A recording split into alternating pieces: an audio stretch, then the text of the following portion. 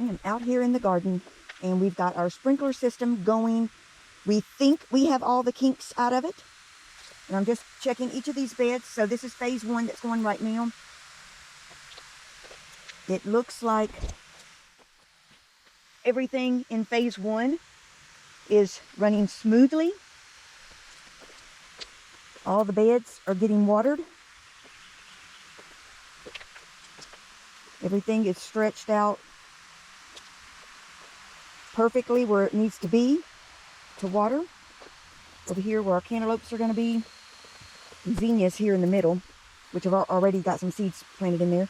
We've got potato bags here. It's going really good. Ruby Queen beets over here, but that's not a beet. Okay. So I believe there is a 5-minute delay between the two. I'm out here pulling weeds while I'm checking on this watering system. Organic compost, you're going to have weeds. But every time I'm out here, I'm pulling weeds. Kind of stay on top of it. And now I've checked them all beforehand. That's got zinnias planted in it. This has got carrots planted in it. Now the next phase will start very soon, and it will capture this bed, which doesn't have anything planted in it yet. But I believe it's going to be celery in this bed. These beds already have potatoes in them, but I've got some more potatoes I need to bring out, because some of these beds aren't doing anything. I could spend hours out here in the garden. This has got potatoes and some onions in it. But like I said, the potatoes down here aren't doing anything, so I need to plant some more potatoes. In the meantime, pull some weeds up. We do have some more asparagus coming up.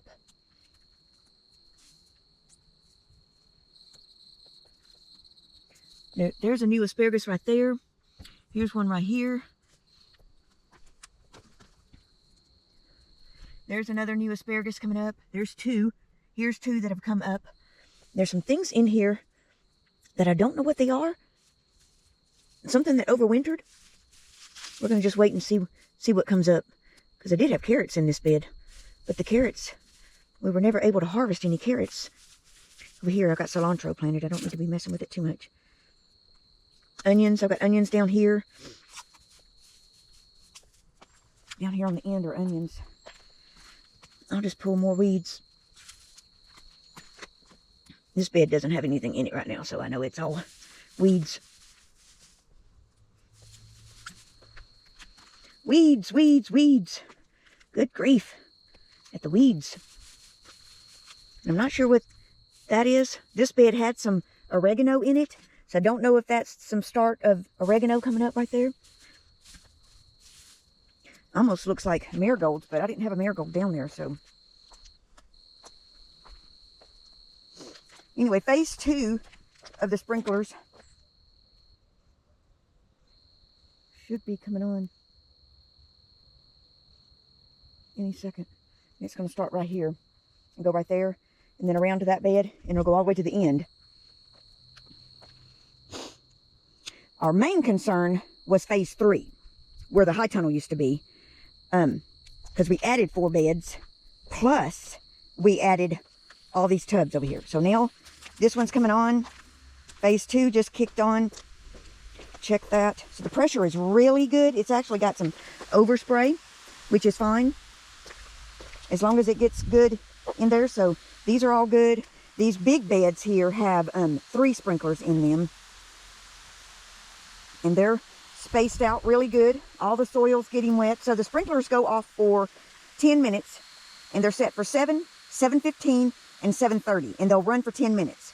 And as the heat comes on stronger during the summer, we may bump that up to 15 minutes.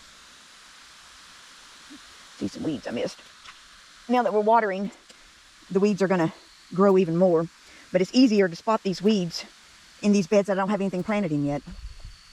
So see, this is the last one on this line, and the pressure is great. Everything is great. Getting good water from one end to the other. We absolutely love this watering system.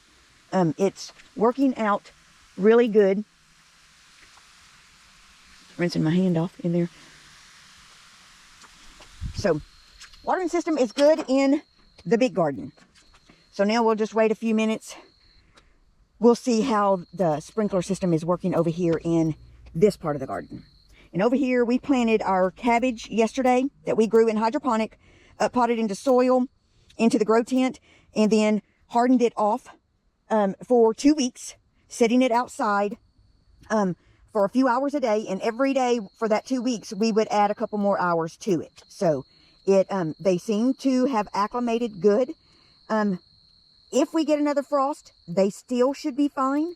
I do have 6, I know for sure 6 more cabbages growing in the hydroponic right now. So we'll see how that works out. This is my romaine lettuce that took a hit during the last frost. I came out here and I pulled off some of the dead stuff from the bottom side, and it appears to have been salvaged. So we'll see if we get, I've got more cabbage started inside in the hydroponic to finish filling this bed up, because we want to make sure we have plenty of lettuce growing at all times. So when we harvest from the bottoms of them, because last year these got really tall, and I just kept harvesting the leaves from the bottom and feeding them to the rabbits. So that is our plan again this year. Now, the other day when we did our, checked our test on our water, this bed didn't have enough pressure to spray out good in there. And then, I think about the time we got to this black tub, these two had no pressure. So what we did was we changed from a 100-foot water hose to a 50-footer. And we're hoping that that will give it more pressure without having so much extra hose that was just laying out here to have to go through. So that's what we did different. Brian did come out. He checked the emitter. He may have changed one of the emitters out in case, because this one, I think one of these two was not, the water wasn't coming out at all. So he may have, it may have been a bad emitter, and he may have changed that out. But we'll see in just a few minutes. I'll bring you guys back along with me as soon as this water keeps. You guys may have been looking at this, trying to figure out, what is this? So this is just some legs. I shortened those trellises back here. Used the legs that I shortened off of them to do this, because my zinnias will grow tall in here. And this, I'm going to wrap some wire around the post, and that'll help keep the zinnias going tall instead of laid all over in the garden. And over here, these were some bracing that came with these beds to firm them up. I didn't use those. I didn't need them. So I just put some together, and I'm going to do the same thing here. I'm going to put some wire around these, and that'll help keep my zinnias growing tall. And same thing over here. I've got 3 of them over here along with this piece of trellis. And I'm going to, that way I'll keep my zinnias growing tall in there and not laid all over. And then I've got, this is the top part of a trellis. This is going to help support tomato plants that grow up between here. It's not going to help support them a whole lot, but I've got some ideas for some more of those brace pieces that I have. I'm going to stake up in here as needed. I've used part of that trellis back here to support some tomato plants. Anyway, just using what I have. This one over here is a short one, but it's what I had left. Just to add, because these are going to be for tomato plants, will be in all 4 of these. Because before, when we had the greenhouse, I had the overhead piping that I had them tied up to. So I don't have that anymore. So have to be a little creative. Okay, we're on phase 3. This was the area that we were a little concerned about. The pressure back there in those buckets are a little light, but the buckets are small. This pressure is not pressured up real good to get this whole bed. That's going to be concerning for, that's tomatoes. And concerning for these onions here. Yeah. We are going to have to add another line.